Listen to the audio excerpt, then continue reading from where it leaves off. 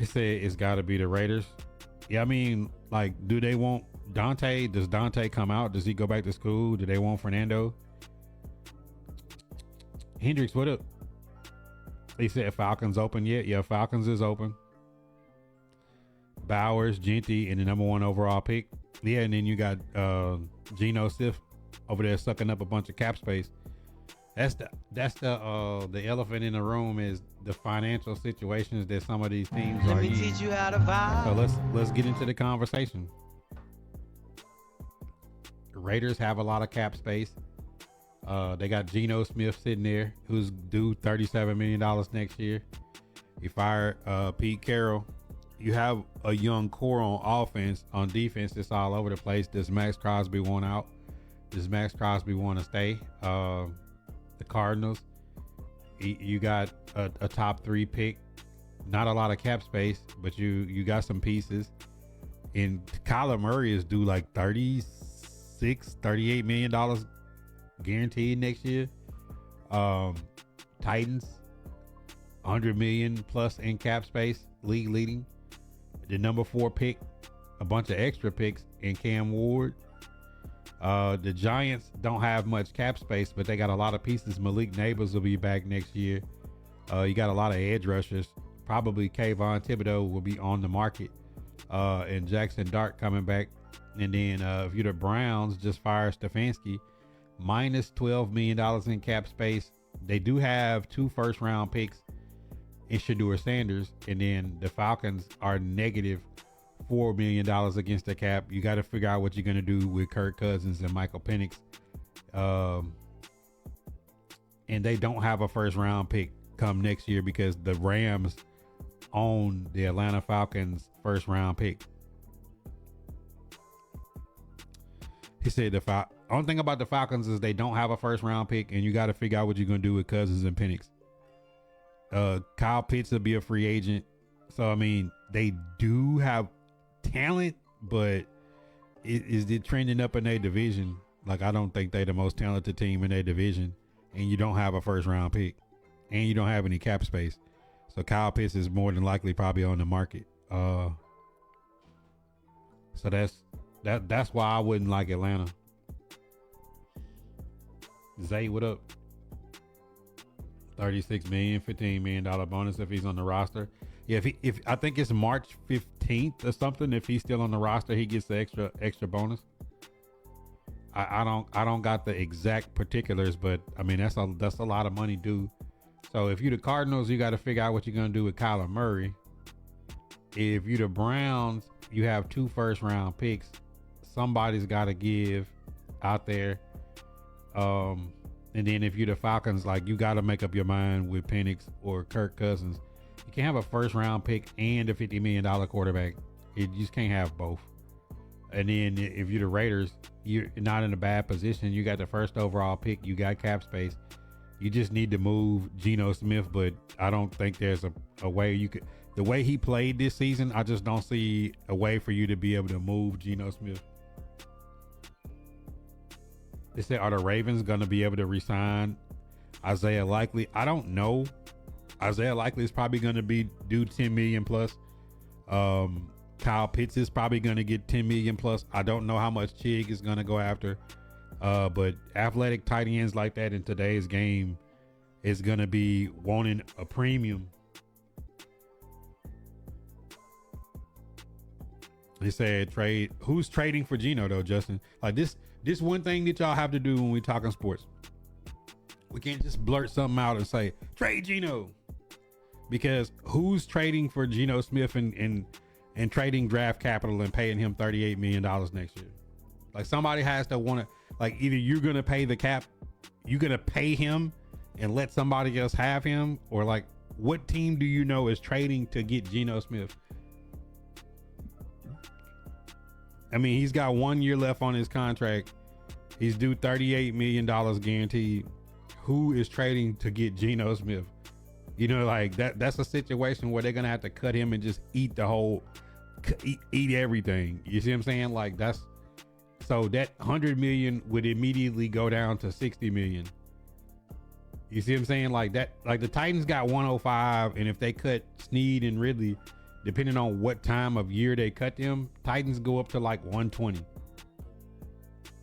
This 100 is for fool's gold. It's really like 60 because you're gonna have to eat 38 million if you get rid of Geno Smith. The University of West Virginia would trade for him. A pay cut. How can you take a pay cut when you have 1 year guaranteed? Like what? Like you being back to Mr. Bad Take again. You can't just say like, hey man, you got 1 year guaranteed money. Nobody wants to trade for you. Take a pay cut. Like, bro, if you cut me, you have to give me $38 million to go home. Like, what world is this? If your job got to pay you, even if you don't go to work, they're not going to send you home. They're going to sit there and try to get some money out of you. Giants, dumb, dropping all the way to the 5th pick. They did it 2 years in a row, Munt. And it was to the Cowboys. Let me teach you how to vibe. On one hand, it's like, you give the Cowboys a losing season. On the other hand, you were guaranteed to get the 2nd pick. Like, so I don't know. Mont. That one's a little sus. Evaluating Alec Ayomaner's rookie season with the Tennessee Titans. I mean, a 4th round pick, 400 yards, 4 touchdowns, and 40 receptions. That's pretty good value out of a 4th round pick, if you ask me. Statman, the quarterback from Ole Miss for the Falcons, no questions asked. Okay, so you want Trinidad Chambliss. You don't have a 1st round pick. You have a $50 million veteran quarterback that's still on the roster, and a 1st round pick quarterback that's injured, that's working his way through rehab, and you're minus $5 million against the cap, and Kyle Pitts needs money. So you make it make sense to me that they're gonna draft Trinidad Chambliss with their 2nd round pick if he comes out and he makes it to y'all pick.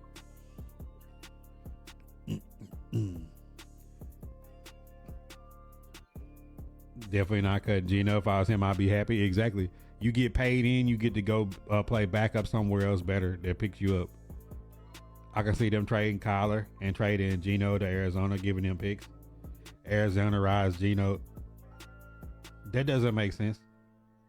If I was going to spend $38 million, why would I not spend $38 million on Kyler Murray instead of Geno Smith? That doesn't really make sense. That like you fired your coach, you're gonna get rid of Kyler Murray.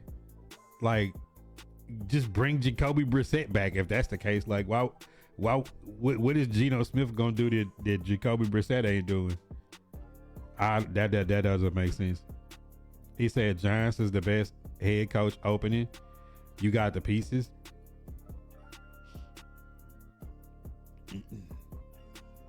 Giants is decent. I would say if I had my pick, I'd probably pick Titans or Giants. If they laid me out a plan, what would I do with Geno? But I mean, the Giants front office is also a bunch of dumbasses though too, man. You got to keep that in. Like, y'all front office is pretty fucking stupid. So I don't know. I mean, y'all front office damn near is probably worse than ours right now. Like, y'all front office like has like surpassed the Tennessee Titans with incompetence. At least now that the people that didn't know what they was doing in Nashville has admitted they just need to let Mike Berganza run the show. I don't know if Arizona have to eat the $38 million and cut him out right.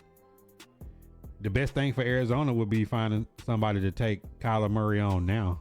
Just lie and say, hey man, his foot was really never hurt.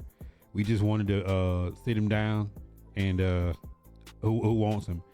Now, to be honest, the Colts might be a team that like the Colts haven't paid Daniel Jones. Daniel Jones is not under contract. Riley Leonard is probably not their quarterback of the future. I don't know what they're gonna do with Richardson. I mean, the Colts could be a team that say, we'll send Anthony Richardson in a pick, and they'll pay Kyler Murray until his contract up. That's a legitimate, honest thought. If you're the Colts, you would have to think about that. Like, let me send Richardson to the Cardinals, give him a fresh start for his last year, and then then take on Kyler Murray's money and see what you can do with Kyler Murray for a year. And then if it's all over, pump and dump and then draft again. Geno would have to be a mid-season trade if one of the quarterbacks go down. Man, if your quarterback go down and you need a quarterback and you're going to take on the second half of Geno Smith's contract that's guaranteed all the way out, you might as well just be tanking for a draft pick. Yeah, it's not. That's why I say if Trinidad come, it's no guarantee that more is coming out of Oregon or Ty Simpson out of Alabama. Penix ain't led Pitts. Yep, Penix ain't it. Let Pitts go. Kirk contract is over. It's not over. Kirk contract don't have guaranteed money, but he still got $45 million a year for 2 years left on it. You got to make a decision, and you don't have a first round pick. So it's like the Falcons is kind of fucked, bro. Like, you just have to admit that. Like, I don't think that Michael Penix is not it. I just think the Falcons never made up their mind what they wanted to do. You know what I'm saying? Like, if you let Pitts go, then it's just Drake London and Bijan out there. Still, like, I don't know, man. The Falcons was an attractive team.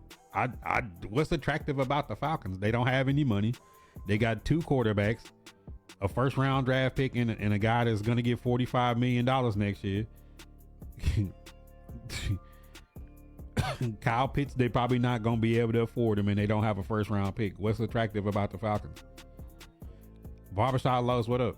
Only team they need a QB is Let me Jets, teach you but how at to the same buy. time, we don't know what they doing. No, I mean, more teams need a quarterback than the Jets. Obviously, the Cardinals are done with Kyler Murray, and they want to go in a different direction. Obviously, the Raiders, Pete Carroll is out, and Geno Smith is not the quarterback of their future. So these 2 teams need a quarterback. Stefanski is out. They probably ride Shador next year. They still have Dylan Gabriel ass sitting there. I don't know. It's more than one team they need a QB, bro. I'll say that. He said that's a fact. I don't disagree with you there. He said Daniel Jones is getting paid. By who?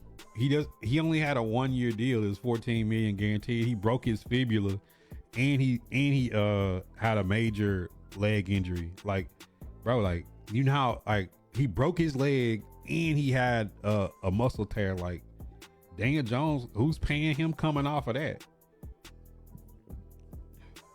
He double dipped the chip. Like, Daniel Jones' timetable for return, you know, it's no guarantee he even play next year. So who's signing a quarterback that's not playing next year, that's not under contract? Take Kenneth Murray back. Nah, I told y'all we finessed y'all when y'all took that trade. Now, if you just put him out there and tell him to just go tackle somebody, Kenneth Murray is him. If you need him to think, react, and guard somebody in space, man, he got a question mark on his head. He said, if you're tired of your fandom going to waste with poverty franchises, bad coaching, and no upstairs guidance, come on down to the Rams. I mean, that's right on time, Los. Because guess what? The Rams have the Falcons' first round pick. Look, Rams in the playoffs. They got a Hall of Fame quarterback. They got a really good coach. They got a young roster with limited veterans. The Rams are going to have a lot of cap space free. I think the Rams might have like 70, 80 million free in cap space. And they got 2 first round picks coming up this year. And it's a good chance they can make a run in the playoffs. Like, bro, like Rams is desirable. Atlanta Falcons is not desirable. We need to talk to our backup situation. I've been talking, like, bro, I spent the whole other day talking about that, and people in my comments was arguing with me. And I said, like, what was the whole deal that Callahan brought in Tim Boyle and Brandon Allen? I said they should have got a veteran that could actually teach Cam something. And then somebody said, well, they got Trevor Siemian. Like, what is Trevor Siemian, Tim Boyle, and Brandon Allen teaching Cam Ward? What on earth could they possibly teach him? So like that was another one of the red flags from Callahan is the people that he decided to come in and play backup to Cam Ward.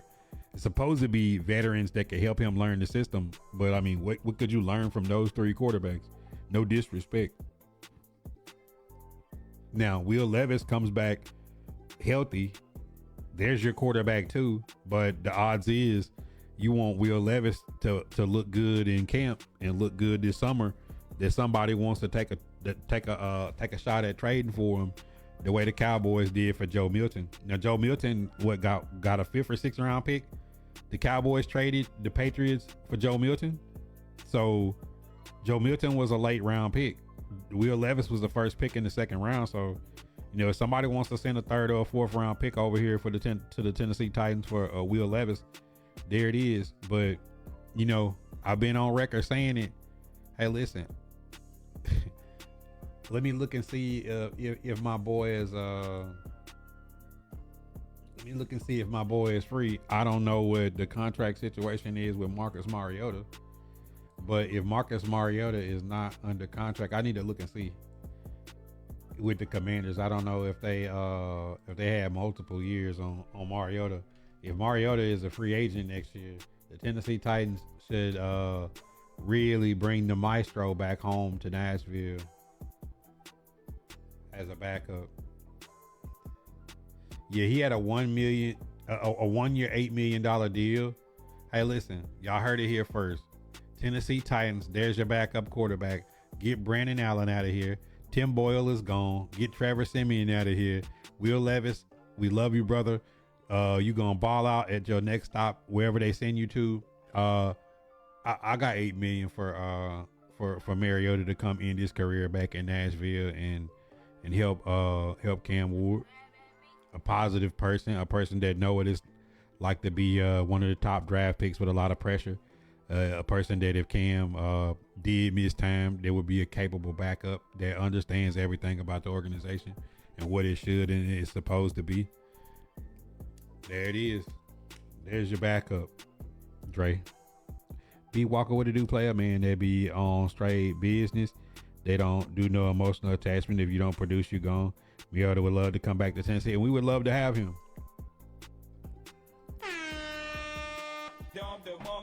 That clip going up tomorrow, because somebody be trying to steal it.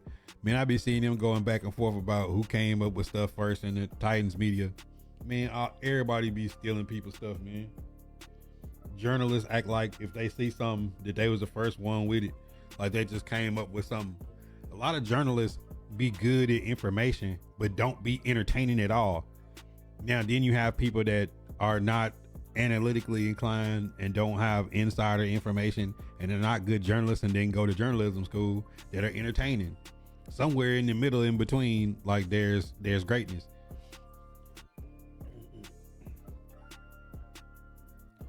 Somewhere in between, there's greatness. You feel me?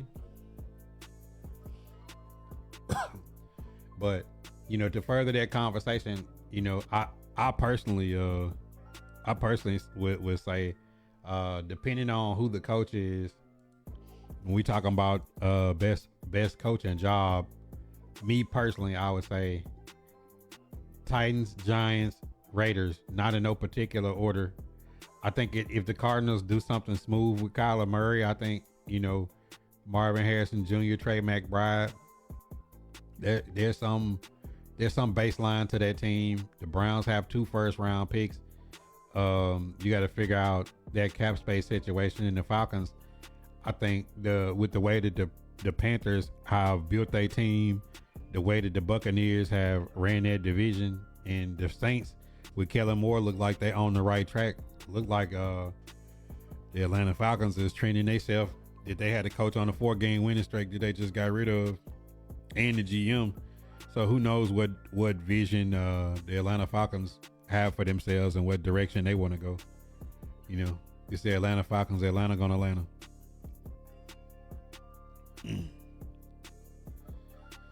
Los, Bowler, Q, Lock Kick, Adam L, Justin. Appreciate everybody tapping in the shop, man. If y'all got any questions, this is what I came for, because Cam Ward injury got downgraded to where They're still keeping an eye on it, but it may not be as bad as they originally thought. And we praying for that. We hope for that.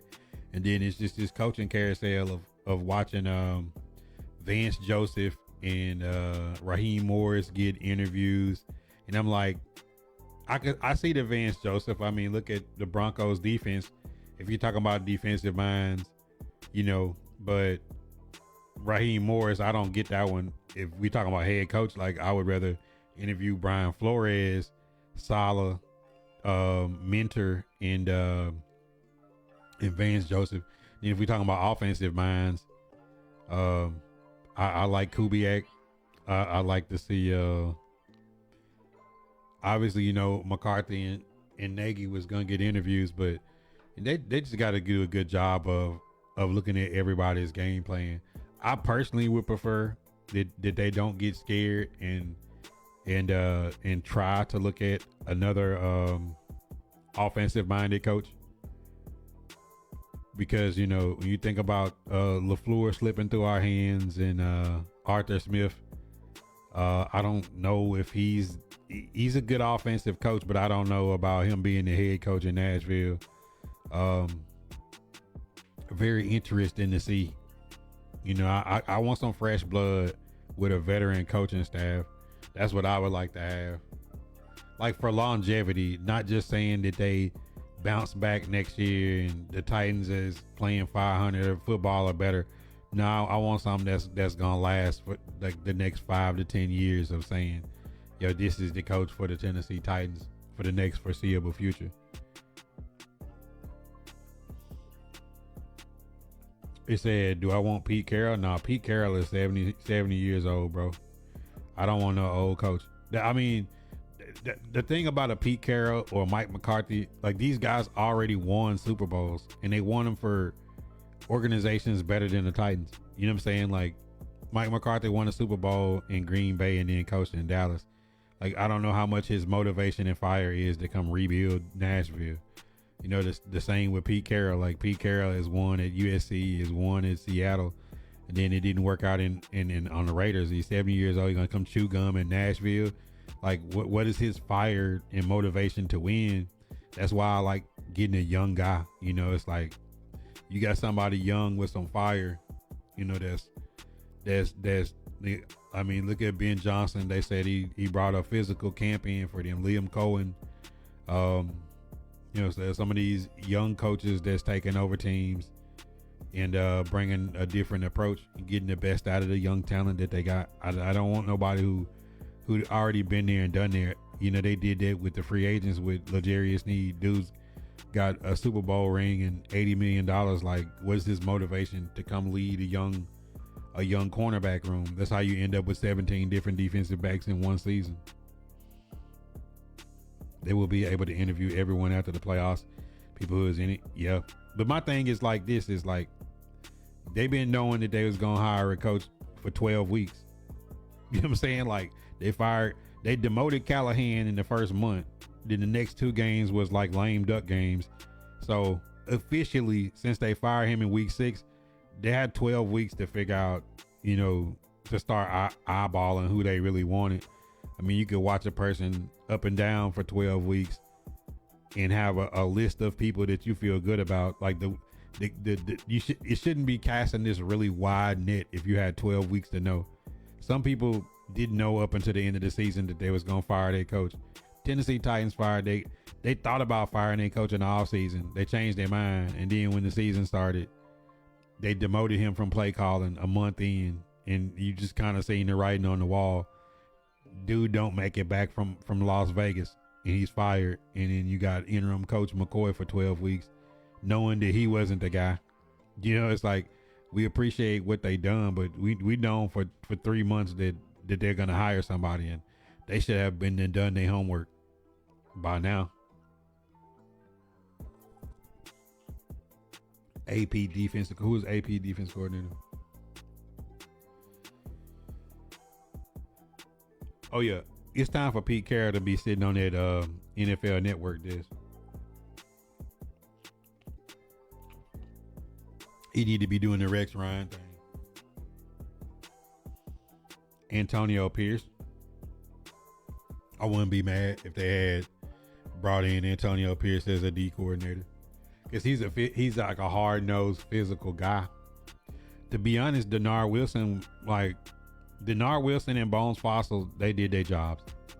Like, I could only imagine Denard Wilson got the best out of Jeff Simmons that anybody's ever got. He had a musical chairs on the defensive line in that cornerback and safety. Cedric Gray had a breakout season. James Williams, they finally got the most out of him. Cody Barton led the team in interceptions. The linebacker room, which we thought was going to be the weakest room on the team, wound up being one of the strengths of the defense. So it's like, you got to put that into account what Denard Wilson was able to get.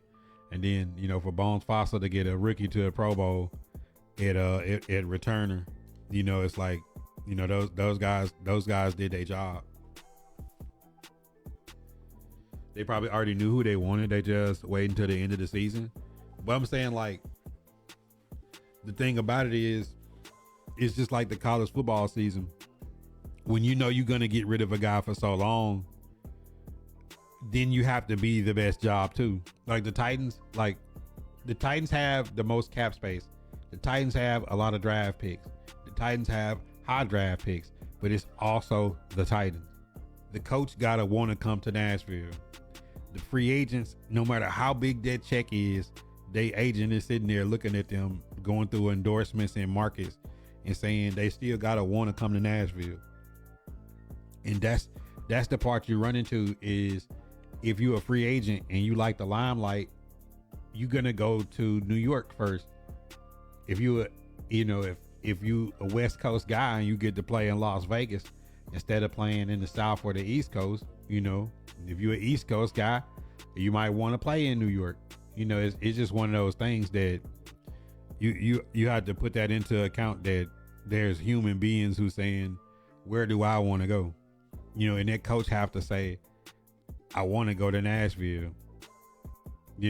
Like that in these franchises, if you're looking at them, the Giants, the Browns, the Titans, all was picking at the top of the draft last year. Titans picked 1, Browns picked 2, and the Giants was right behind them. And then we getting right into a similar situation where you start rotating and getting the same.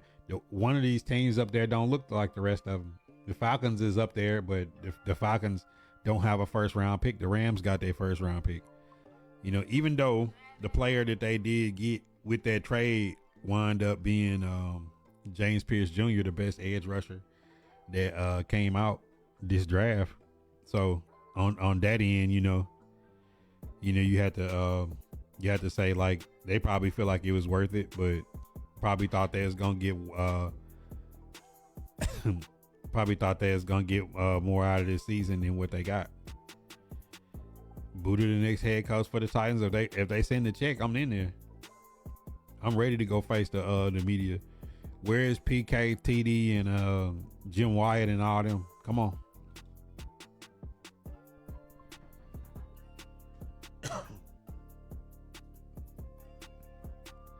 But do me a favor though, y'all, man. I know I could be ornery sometimes about the way I respond and especially how I was cutting the Discord off. But I'm gonna be honest, man. Like, I've been putting a lot of work into the offline content, dropping these YouTube videos daily. I feel like, we've been getting better and addressing things and being more consistent. I cannot stress to y'all how much I need for y'all to like and comment on those YouTube videos and on these live videos and this offline content.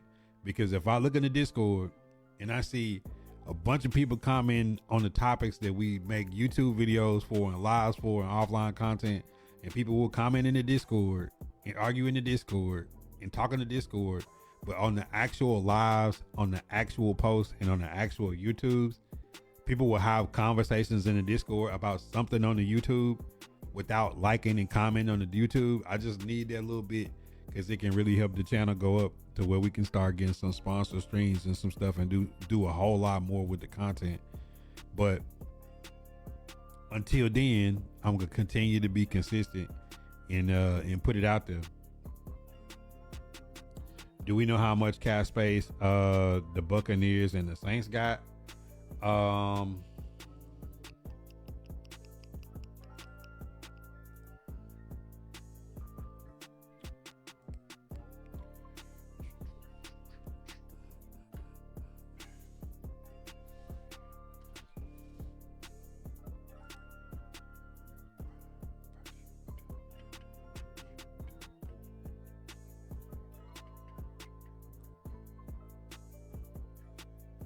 Saints have minus $23 million.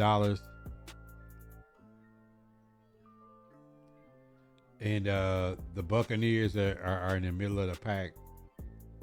Let's see. Tampa Bay is number 17th in the league in available cap space. So Tampa will have $34 million. I think Mike Evans is a free agent.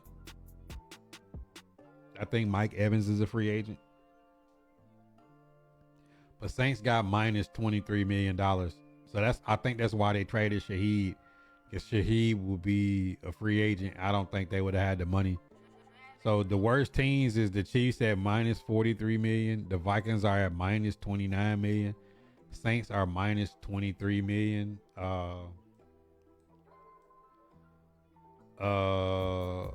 Dallas minus 22 million.